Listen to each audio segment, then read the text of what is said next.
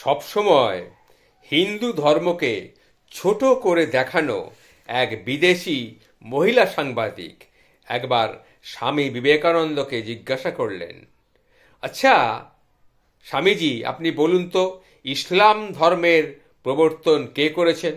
তখন স্বামীজি বললেন, প্রফেট মোহাম্মদ। তখন মহিলা সাংবাদিক বললেন, খ্রিস্টান ধর্মের প্রবর্তন কে করেছিলেন? তখন স্বামীজি বললেন, জেসাস খ্রাইস্ট।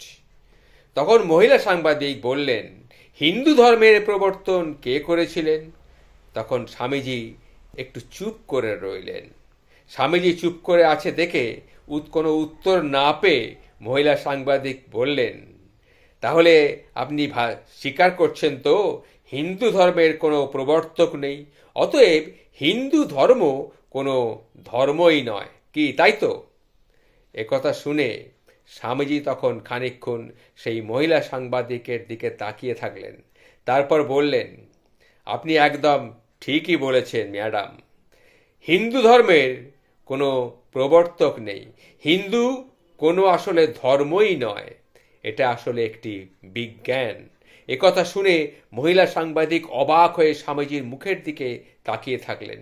এবার স্বামীজি ওই মহিলা সাংবাদিককে বললেন, আচ্ছা আপনি বলুন তো পদার্থবিজ্ঞান কে আবিষ্কার করেছেন?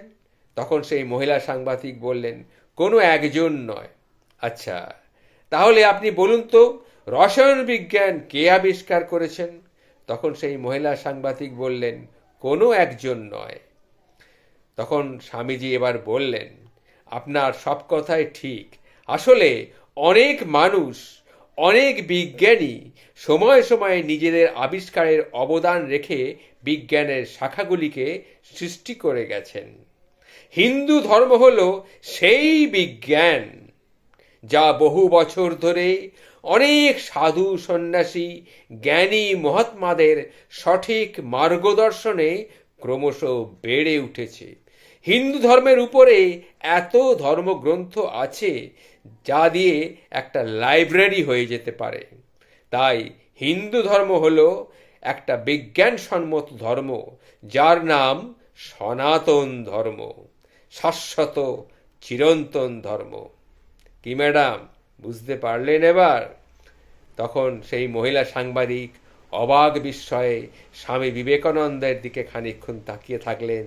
তারপরে নতমস্তক হয়ে স্বামী বিবেকানন্দকে প্রণাম করলেন।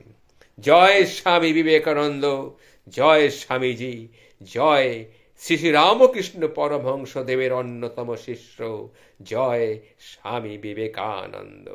তোমাকে আমাদের প্রণাম।